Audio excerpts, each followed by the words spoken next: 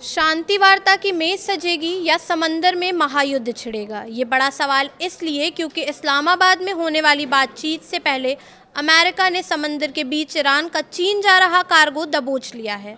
6 घंटे की वार्निंग, नाकेबंदी तोड़ने की कोशिश और फिर मिड सी एक्शन। अमेरिका की इस कार्रवाई ने ईरान को भड़का दिया है, जिससे बातचीत के दूसरे दौर को लेकर सस्पेंस बढ़ गया है। नमस्कार, मैं प्रिया श्रीवास्तव और आप देख रहे हैं न्यूज़ 18। अमेरिका की सेंट्रल कमांड की ओर से पुष्टि की गई है कि अरब सागर में एक बड़ा टकराव सामने आया है और इस घटना ने पूरी दुनिया का ध्यान अपनी ओर खींच लिया है।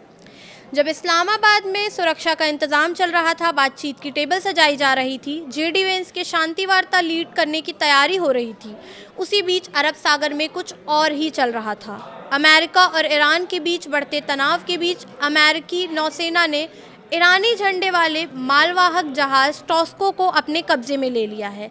ये घटना उस समय हुई जब लगभग 900 फीट लंबा ये जहाज ईरान के बंदरगाह बंदर अब्बास की ओर बढ़ रहा था। रास्ते में अमेरिकी युद्धपोत यूएसएस स्प्राउंस ने इसे रोक लिया। ये वही इलाका था जहां अमेरिकी ब्लॉकेड यानी नाकेबंदी करके बैठा था।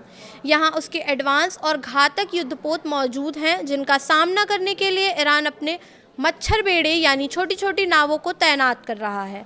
अमेरिका ने बताया है कि करीब 6 घंटे तक लगातार ईरानी कार्गो शिप को चेतावनी दी गई, लेकिन जहाज ने कोई जवाब नहीं दिया।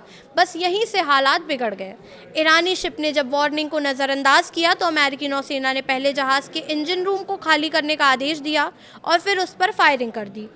5 इंच की ताकतवर तोप से दागे गए गोले सीधे जहाज के इंजन वाले हिस्से पर लगे, जिससे उसकी रफ्तार पूरी तरह थम गई। सोशल मीडिया पर वायरल वीडियो में साफ दिख रहा है कैसे समुद्र के बीचों बीच ये कार्रवाई की गई।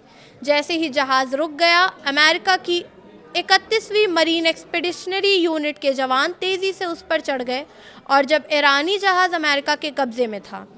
अमेरिकी सेना का कहना है कि यह ऑपरेशन पूरी तरह संतुलित और पेशेवर तरीके से किया गया। नेवी की ओर से साफ किया गया है कि अब ये जहाज़ पूरी तरह अमेरिकी नियंत्रण में है। इस कार्रवाई के बाद डोनाल्ड ट्रंप ने भी बयान जारी कर इसे बड़ी सफलता बताया। उन्होंने कहा कि टॉस्को अमेरिकी नाकेबंदी तोड़ने की कोशिश कर रहा था, लेकिन उसे रोक दिया गया। ट्रंप ने दावा किया है कि ये जहाज़ पहले से अमेरिकी प्रतिबंधों के दायरे में था और अब इसकी पूरी जाँच की जा रही है। ये कार्रवाई तब हुई है जब ईरान थोड़ी ही देर पहले अमेरिकी नाकेबंदी को गलत बताते हुए उसका विरोध कर रहा था।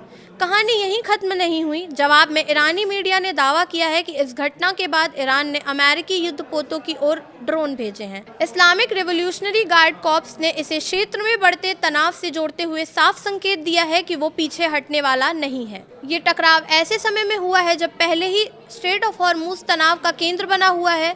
ये वही समुद्री रास्ता है जहां से दुनिया के बड़े हिस्से का तेल गुजरता है। रिपोर्ट्स के मुताबिक ईरानी सेना ने हाल ही में 2 और तेल टैंकरों को भी रास्ता बदलने पर मजबूर किया है।